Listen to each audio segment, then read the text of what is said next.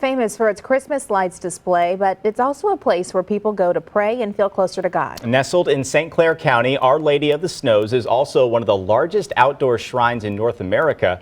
Tonight, Steve Harris takes us to the Belleville site where the peaceful place continues to wow and make St. Louis spiritually proud.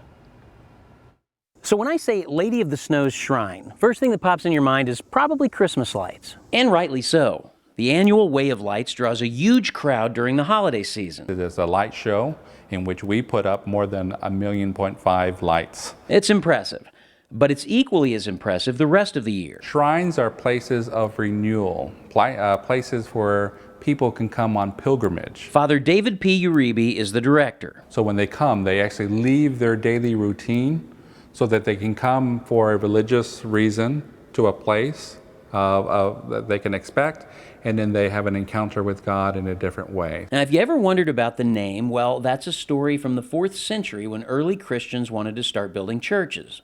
The story goes that Mary appeared in a dream to a wealthy man. He got a vision, he had a dream, and Mary said, "Where there is snow, that is where you'll build the church." Miraculously, snow fell in the hot month of August. And that's where he said to people, I received a message from our mother that said, where there's snow, build the church there. The shrine name refers to that church. Santa Maria Maggiore is the Italian name, but it's also known as Our Lady of the Snows. Some of the more popular places here on the grounds? Definitely the original shrine that we built in 1960 was the outdoor church, what we call the Shrine Amphitheater Church. And this new church built in 1990 where Mass is performed daily. We also have a grotto to Our Lady of Lourdes.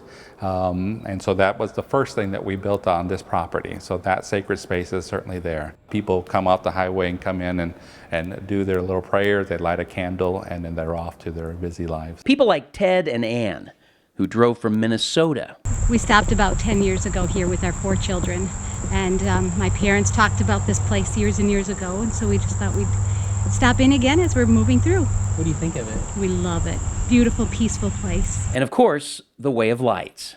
They start putting the lights up the day after Labor Day. And while it's an amazing display, for Father David, it means something more. For me, it's to say, here's God who's connecting us. Here's God connecting us through, whatever it is, whatever tradition it is, but more to recognize that there's still a lot of goodness in life. A place to be proud of. People of this area, the metro area of St. Louis, here in the Metro East area, that we recognize that God is still with us. Steve Harris, News 4.